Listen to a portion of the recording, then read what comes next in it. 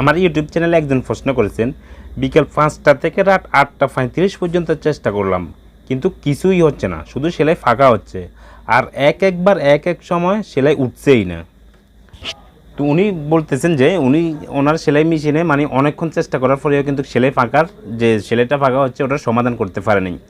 এটা অনেক চেষ্টা করার পরেও মানে কোনো কিছুই করতে পারে না। আবার একবার এক কিসিম সেলাই উঠতেছে, মানে একটু ফাঁকা উঠতেছে কম, আবার একটু পরে ফাঁকা একটু বেশি উঠতেছে। তো এত চেষ্টা করার পরে যেহেতু ঠিক হয়নি, আপনি একটু এই বিষয়, আমি যে বিষয়গুলোর কথা বলতেছি এই বিষয়গুলো ফলো করেন। এই বিষয়গুলো ফলো করলে আপনার সেলাই মেশিনের সেলাই ফাঁকা হওয়ার যে সমাধানটা হয়তো আপনি নিজের হাতেই করতে পারবেন। 1 নম্বরে সুইটা ভালোভাবে লাগাবেন যদি নতুন হন আর কি। আর পুরনো হলে তো আপনি অবশ্যই কীভাবে লাগাতে হয় আপনি অবশ্যই জানেন, আমি তারপরেও বলে দিচ্ছি আর কি।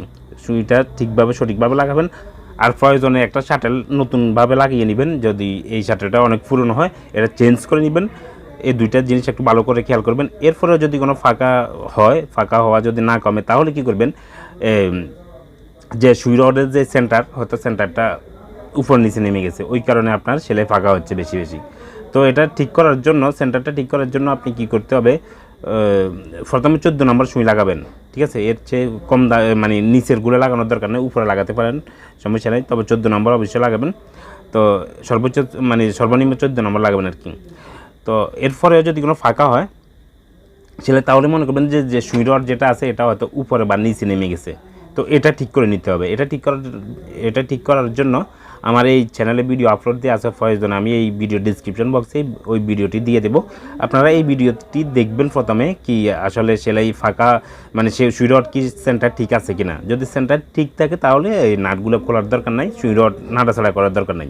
আর যদি কোনো সেন্টার ঠিক না থাকে তাহলে আমার এই ভিডিওটি দেখে আপনারা একদম অ্যাকুরেটভাবে সেন্টারটা ঠিক করে নেবেন। কিভাবে আমি সুই রডের সেন্টারটা ঠিক করেছি ওভাবে করে নেবেন, একদম বরাবর করে।